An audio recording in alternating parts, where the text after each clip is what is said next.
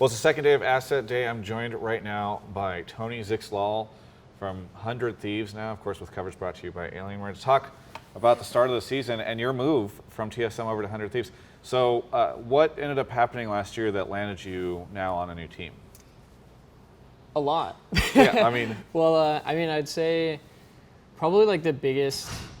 You're good, Medios. You can come through. All right, probably like the biggest thing was I felt like culturally and like philosophically, like me and TSM weren't on the same page about like how we wanted to run a team, how we saw like decision making. And I think that was like, it was pretty apparent toward the end of the split that there was like a lot of changes that were like kind of, I guess like you can really be on just like one side or the other. And the changes aren't necessarily like wrong or right. It's just like kind of philosophical. So I think that was like one of the major like things that kind of put me in this direction of like, I want more alignment. And as I've gotten older, I've kind of really focused in on having more alignment and like less volatility overall and just stability. And I think that was like one of the major things that brought me to 100 Thieves was a conversation I had with Papa Smithy about like how he saw running a team and just a lot of those sorts of things kind of like led me to where I am now. How involved were you with creating the roster? Because this kind of seemed like you were probably coming in around the same time as the players were getting signed, right? Yeah, I came in before free agency. I was probably there maybe 2 or 3 weeks prior to free agency actually hitting.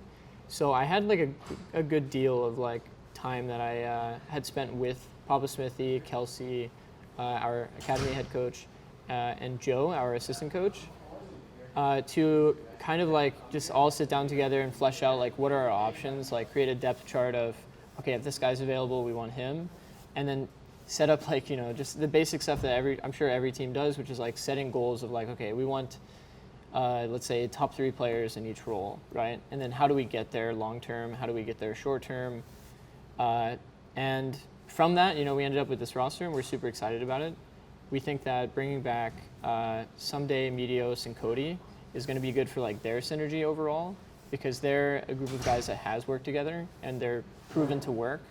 And then we brought in 2 like big grinders, I guess, when it came to Tommy and Stunt that really like, I guess, like raised the motivation of like the entire team to like push forward and keep playing as much as possible. Yeah.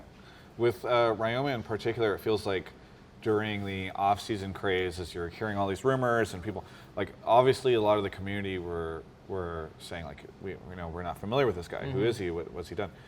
What has it been like working with him? And do you think that, what would you say to the critics or people that are concerned about him coming onto the team?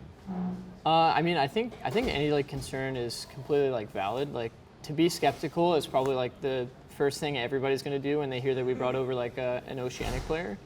I think that one thing that we did do definitely this offseason is like our due diligence of like really truly scouting like the person that we wanted for the role and like how they would fit within the team.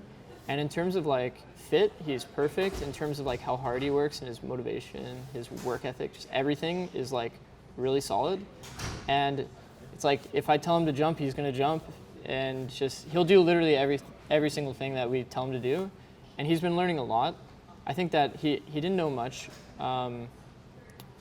Not having like worked in a super like established and like systematic team like 100 Thieves, but he's been picking up the pieces pretty quickly. Yeah. What do you think? Do you think there's been a very big philosophical shift in 100 Thieves? I mean, I know you're just coming in here today, or this split, but it feels like in the past it was just throw a ton of money, get the biggest stars. Mm-hmm. That landed them a world spot the first year. Yeah. This year it feels like you guys are not looking to necessarily create like the most massive super team of all time. It's much more, as you said, kind of mixing these bigger name veterans with some newer talent.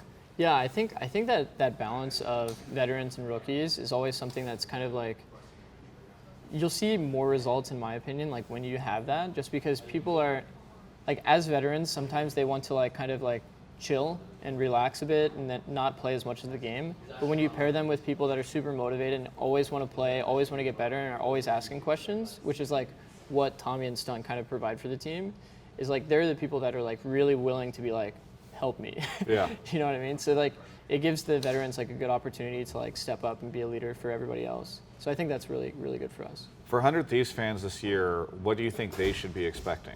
Like, where should their expectations be set? I think in terms of expectations overall, I think that we'll be a really solid team. I think that we're gonna like ramp up throughout like the entire season, but like what you'll see at the end of summer will be something like way better than what you see at the beginning, because we do have like some, I guess, like pieces to develop within our roster. But I will say, I'm very, very confident in our long-term success, and I think that everybody on our team has a really good mindset to make sure that we do find that success.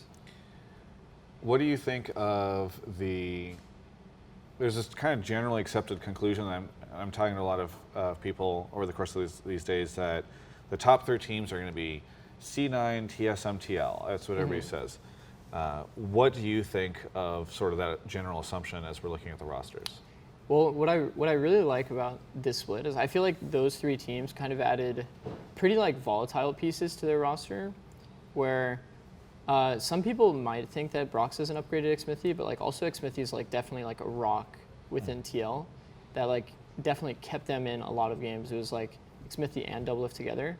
So adding like Broxa, an EU player, might add a lot of like volatility to the way that they play the game, because it's out of their previous comfort zone, which was like Xmithy's like an enabler. He wants to make sure Doublelift can carry the game, so he'll play through bottom in the perfect way, but maybe they don't get that with Broxa. And then there's always the questions of like, how does TSM with Dardoch do? They might be volatile too. They might do really well at the beginning and then fall off toward the end. Or they might have really high highs, like we don't really know yet. And then C9 added like Sven, which is a player I've worked with before. I think he's super great. But he's also a player that can have really high highs and really low lows. So I think that if I'm thinking about it, it excites me because it doesn't feel like the top 3 are going to stay the top 3 forever. And it could be that, you know, they're super insane, or it could also be they just like fall off a cliff. So, I mean, in terms of that, I'm excited to see how it ends up, but I'm not sure if it's going to end up being those 3 in the top at all times. Looking at the other 6 teams, right? Because those 3, there's you. If you had to predict another team to make it up into the top 3, looking at the rosters, and are there any that you think stand out? I think CLG has a good potential too. I think they definitely have made pretty good decisions during the offseason in terms of like their roster. Like swapping Bio and Smoothie, I think was like probably like a side grade. I think swapping to Crown is pretty big for them, just because they were mostly limited, I felt, by like their mid lane champion pool, which is you know, like pretty obvious in terms of like he primarily played one style and didn't really want to like flex away from that, or their coaches didn't want to flex away from that, whatever it may be. I feel like they just have a lot of flexibility in general bringing in Crown. So like strategically, I think as long as Wiggly especially steps up the way that he did in the last split, that they'll be a pretty good team. Right. Yeah.